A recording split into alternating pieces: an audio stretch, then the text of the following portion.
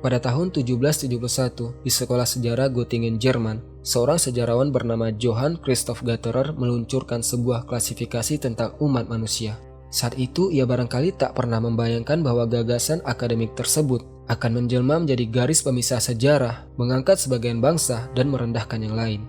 Sebuah klasifikasi yang kelak berubah menjadi konstitusi tak tertulis, digunakan para penganut rasisme untuk merampas tanah dan membenarkan kolonisasi. Gatterer membagi manusia berdasarkan keturunan Nabi Nuh, Sam, Ham, dan Yafet. Ia lalu menguraikan bangsa-bangsa pasca banjir, Elam, Asyur, Aram, Kus, Kan'an, dan nama-nama lain dari masa lampau.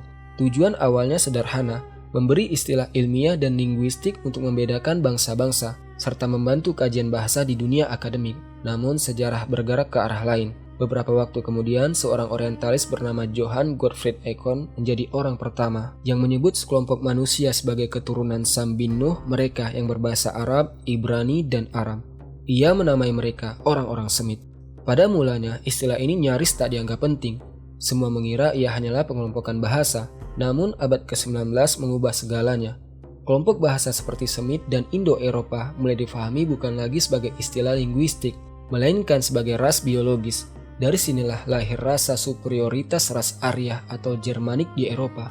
Permusuhan teologis terhadap Yahudi perlahan berubah wujud menjadi kebencian rasial dan biologis. Dan pada tahun 1879, dunia akhirnya mengenal sebuah istilah yang akan menghantui sejarah manusia, antisemitisme. Walaupun istilah Semit sejatinya mencakup bangsa Arab dan banyak bangsa lain, istilah antisemitisme perlahan dipakai hampir secara eksklusif untuk Yahudi. Sebab di Eropa, merekalah kelompok Semit yang paling terlihat, atau setidaknya begitulah cara pandang orang Jerman kala itu. Dari sinilah mulai sebuah perjalanan panjang memerangi apa yang mereka sebut sebagai ras Semit. Dan dalam imajinasi mereka, ras itu tak lain adalah Yahudi. Perjalanan ini berlanjut hingga abad ke-20. Masa yang menyaksikan kebangkitan Nazi, Holocaust, dan berbagai bentuk pembantaian yang menghitamkan sejarah manusia. Pada akhirnya, kaum Yahudi berhasil mempromosikan narasi penderitaan mereka hingga memperoleh simpati dunia. Pasca Perang Dunia Kedua, teori-teori rasial secara resmi ditinggalkan dan dianggap tidak ilmiah. Namun ada satu istilah yang justru bertahan, antisemitisme. Anehnya, istilah ini tidak menghilang seperti istilah rasial lainnya. Ia justru berubah menjadi istilah politik dan budaya global. Maknanya dipersempit, bukan lagi kebencian terhadap bangsa Semit, melainkan semata-mata kebencian terhadap Yahudi. Dengan konstitusi global inilah kekuasaan besar perlahan diraih, membangun negara di tanah yang mereka kehendaki, menguasai berbagai sektor dunia, menulis ulang sejarah sesuai kepentingan, menyebarkan kerusakan, dan menumpahkan darah yang bahkan melampaui legenda penderitaan mereka sendiri. Namun, yang paling mengejutkan bukanlah semua itu. Penelitian mendalam justru melahirkan sebuah pertanyaan berbahaya, pertanyaan yang ditakuti oleh negara-negara besar untuk disentuh. Apakah benar kaum yang kini menduduki Palestina adalah orang-orang Semit? Atau lebih tepatnya, apakah mereka benar-benar Bani Israel? Assalamualaikum warahmatullahi wabarakatuh. Semoga Allah memberkahi kalian dan semoga saya dan kalian dimasukkan ke dalam surga atas kehendak Allah. Teman-teman, apa yang akan kita bahas bukan cerita ringan. Ini penting, maka sebarkan video ini dan nyalakan dukungan agar konten ini bisa naik ke permukaan dan tidak tenggelam oleh kebisingan. Selama puluhan tahun, satu topik terus diulang tanpa pernah benar-benar dipertanyakan, hak sejarah Yahudi atas Palestina. Narasinya terdengar familiar, bahwa mereka adalah keturunan Bani Israel, bahwa mereka telah tinggal di tanah Kan'an sejak masa Nabi Musa atau bahkan sebelumnya, bahwa mereka terusir, tercerai-berai, dan kerajaan-kerajaan mereka dihancurkan. Kisah inilah yang dijadikan dasar argumen untuk kembali, namun sejarah tak sesederhana slogan. Bani Israel terdiri dari 12 suku. Dua suku, Yehuda dan Benyamin, memang kembali ke Palestina setelah pembuangan Babilonia sekitar tahun 597 hingga 586 sebelum Masehi. Mereka tinggal di sana, lalu sebagian menyebar ke berbagai belahan dunia. Tapi pertanyaannya, kemana perginya 10 suku lainnya? 10 suku pendiri kerajaan utara. Sejarah mencatat mereka ditawan oleh Asyur sekitar tahun 720 sebelum Masehi. Namun setelah itu mereka menghilang. Hingga hari ini para sejarawan masih memperdebatkan nasib mereka. Dari kekosongan inilah bermunculan klaim-klaim dari berbagai penjuru dunia. Di India muncul kelompok yang menyebut diri sebagai Bani Israel, mengaku keturunan salah satu suku yang hilang. Bahkan media Ibrani pernah mengaitkan DNA mereka dengan suku Lewi. Di India Timur Laut ada kelompok Bani Menashe yang mengklaim keturunan suku Manase. Israel pun membuka jalur hak kembali bagi mereka. Di Afrika muncul klaim lain. Yahudi Falasha di Ethiopia mengaku sebagai keturunan Bani Israel. Sementara Yahudi Igbo di Nigeria mengklaim berasal dari 6 suku sekaligus: Efraim, Naftali, Manase, Lewi, Zebulon, dan Gad. Namun satu hal perlu ditegaskan, tidak ada bukti ilmiah kuat yang benar-benar memastikan klaim-klaim ini. Lalu kita sampai pada kelompok terbesar dan paling berkuasa hari ini, Yahudi Eropa Ashkenazi. Merekalah arsitek utama gerakan Zionis modern, para pendiri negara Israel, Ben Gurion, Golda Meir, Rabin, Peres, hingga Netanyahu. Namun ada satu kata yang membuat mereka gelisah, satu nama yang selalu dihindari, Khazar. Mengapa? Pada abad keempat Masehi, suku-suku Turki bernama Khazar mulai menguasai wilayah luas, Eropa Timur, Kaukasus, Azerbaijan, Armenia, hingga pesisir Laut Hitam. Memasuki abad ke-7, mereka terlibat konflik dengan kekuatan baru yang sedang bangkit, kaum Muslim. Hubungan ini tak pernah stabil, kadang damai, kadang perang.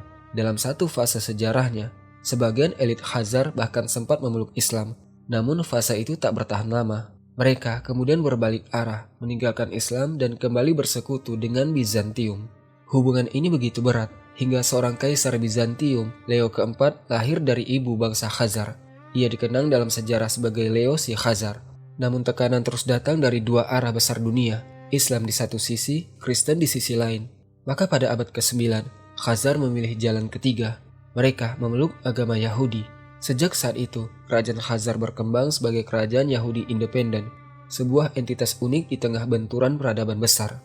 Namun kejayaan itu tak abadi. Pada tahun 892, bangsa Rus menyerbu dan membakar ibu kota Khazar. Kerajaan ini mengecil, melemah hingga akhirnya dihancurkan sepenuhnya oleh bangsa Mongol pada tahun 1245. Setelah kehancuran itu, orang-orang Yahudi Khazar bermigrasi ke Eropa Timur. Mereka bercampur dengan komunitas Yahudi lainnya hingga perlahan tak lagi dapat dibedakan. Seiring waktu mereka menjadi bagian besar populasi Yahudi Eropa, dan kelompok inilah yang kemudian dikenal sebagai Yahudi Ashkenazi. Kelompok yang kelak menjadi motor utama gerakan Zionis dan pendirian negara Israel modern. Namun pertanyaan besar tetap menggantung, apakah mereka benar-benar Bani Israel? Penelitian genetik modern memberikan gambaran menarik. Yahudi Timur menunjukkan DNA yang mirip dengan penduduk kuno Timur Tengah, bahkan dalam banyak studi dekat dengan DNA orang Palestina. Sementara itu, Yahudi Ashkenazi tidak menunjukkan pola genetis khas Bani Israel. Temuan ini menguatkan sebuah gagasan kontroversial yang dikenal sebagai hipotesis Khazar, hipotesis yang menyatakan bahwa Yahudi Ashkenazi bukan keturunan Bani Israel, melainkan keturunan bangsa Khazar yang memeluk Yahudi pada abad ke-9.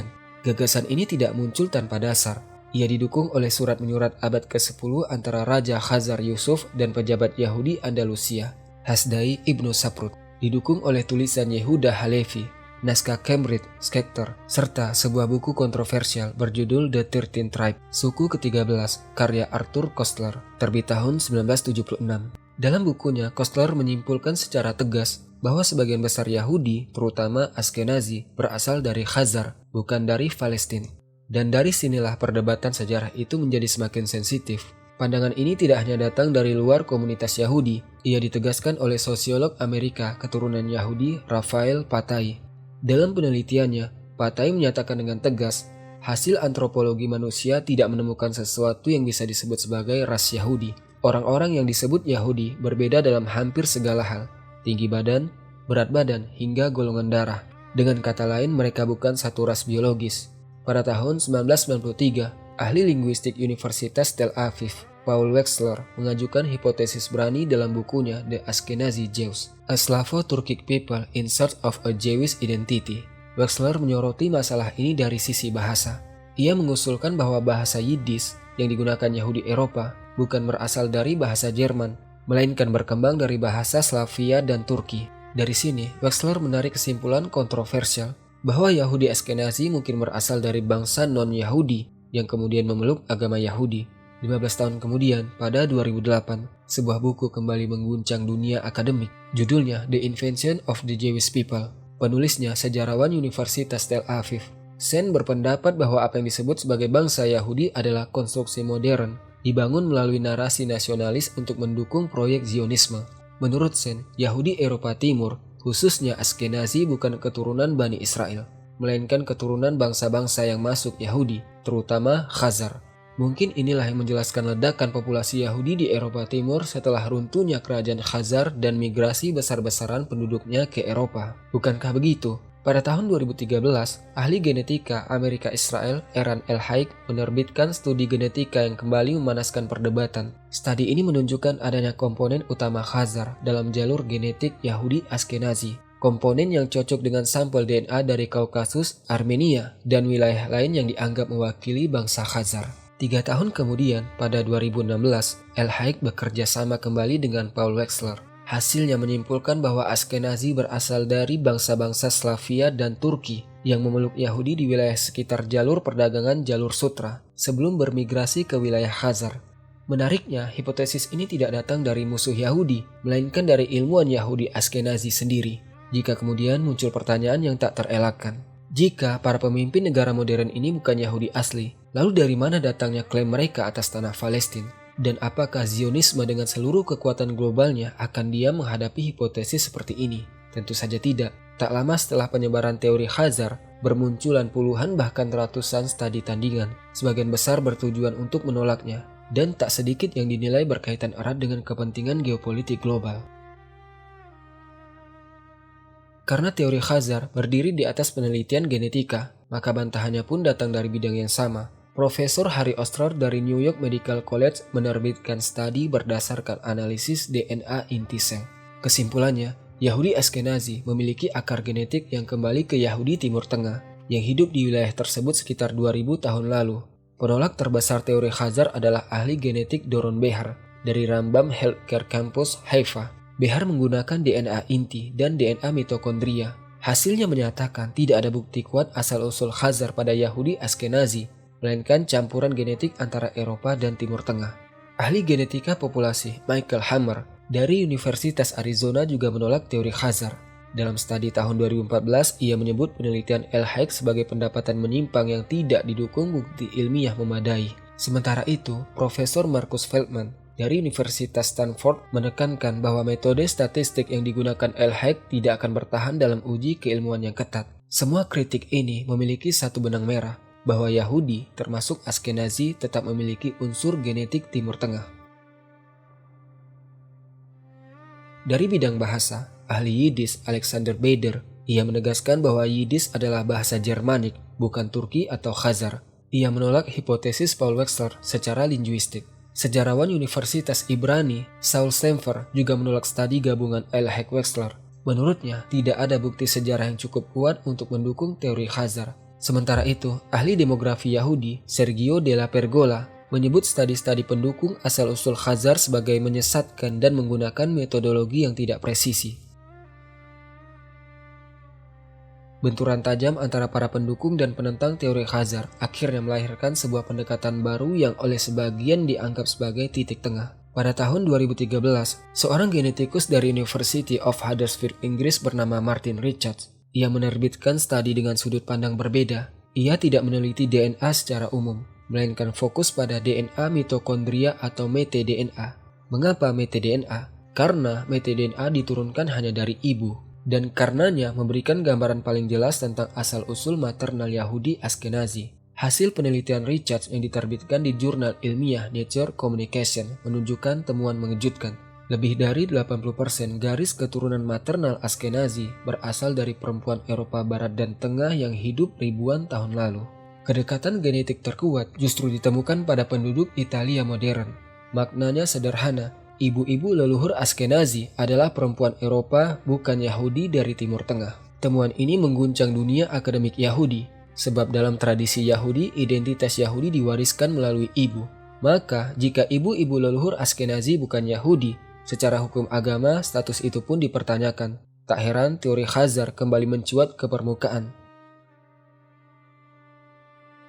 Sejumlah tokoh genetika ternama, Doron Behar, Karl Skorecki, Harry Oster, dan David Goldstein segera menolak temuan Richards. Mereka berpendapat bahwa angka 80% itu bisa jadi disebabkan oleh variasi acak mtDNA. Sementara itu, peneliti genetika Eva Fernandez mengusulkan bahwa garis mtDNA yang tampak Eropa mungkin memiliki akar kuno dari Timur Dekat.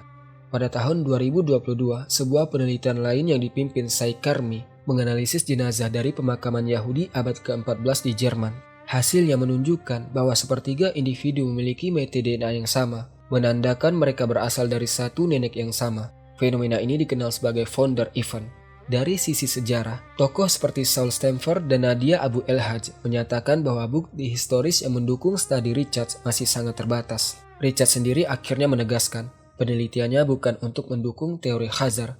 Ia hanya mencoba menjelaskan dua hal sekaligus. Mengapa Askenazi memiliki gen Eropa, dan mengapa mereka juga memiliki gen Timur Tengah. Ia pun mengusulkan sebuah skenario campuran, bahwa Askenazi berasal dari perempuan-perempuan Eropa yang awalnya bukan Yahudi, menikah dengan laki-laki Yahudi yang datang dari Timur Tengah, lalu memeluk agama Yahudi dan melahirkan keturunan Yahudi Askenazi. Namun bahkan skenario ini tidak sepenuhnya diterima oleh semua kalangan. Bagi sebagian Askenazi, suka atau tidak suka oleh dunia, tetap diyakini bahwa di antara mereka ada keturunan Bani Israel lama, penduduk Timur Tengah dengan ibu-ibu Yahudi murni, bukan pendatang. Dari keyakinan inilah muncul rasa memiliki, rasa berhak, dan pembenaran sejarah. Dan inilah yang membuat upaya pembuktian itu terus dilakukan siang dan malam. Namun semakin digali, semakin rumit jawabannya. Mungkin mereka memang pendatang, bukan dari golongan Bani Israel seperti yang diklaim. Dan kini teman-teman, cobalah hubungkan seluruh potongan ini. Siapakah sebenarnya kaum Semit yang asli? Di titik inilah episode kita malam ini mencapai akhirnya. Pembahasan mengenai asal-usul Yahudi, terutama mereka yang kini tinggal di tanah yang diduduki, adalah topik panjang dengan banyak teori dan sudut pandang. Di antara semuanya, hipotesis Khazar menjadi yang paling sensitif dan paling berbahaya, sebab ia bersinggungan langsung dengan salah satu pilar utama masyarakat Yahudi modern, yakni Yahudi Askenazi, Yahudi Eropa dari segi rupa dan asal. Tak mengherankan jika kelompok yang paling keras menolak teori ini adalah kelompok yang sama yang memainkan peran besar dalam lahirnya gerakan Zionis global. Siapapun yang mengangkat atau sekedar membahasnya seringkali langsung dicap antisemit. Sebab jika teori itu benar, maka ia akan meruntuhkan dua klaim utama. Klaim tentang bangsa Yahudi sebagai satu kesatuan ras dan klaim atas tanah nenek moyang bagi mereka yang datang dari seberang lautan. Adapun kita meyakini sepenuhnya, tanpa memerlukan penelitian apapun, bahwa Palestina adalah tanah Arab milik penduduknya. Al-Quds, Al-Aqsa, Haifa, Yafa, Al-Khalil, dan setiap jengkal tanah Palestina adalah Palestina. Dengan ini selesailah pembahasan kita. Di channel ini, insya Allah Ferry Channel akan terus meneliti hal-hal lama dan baru yang bermanfaat bagi masyarakat, perjuangan, dan generasi kita. Dan kalian teman-teman adalah penopang utama kami. Dukung channel ini dengan subscribe, menyukai, mengomentari, dan membagikan video-video ini. Sampai bertemu di video selanjutnya, insya Allah. Jaga diri kalian. Assalamualaikum warahmatullahi wabarakatuh.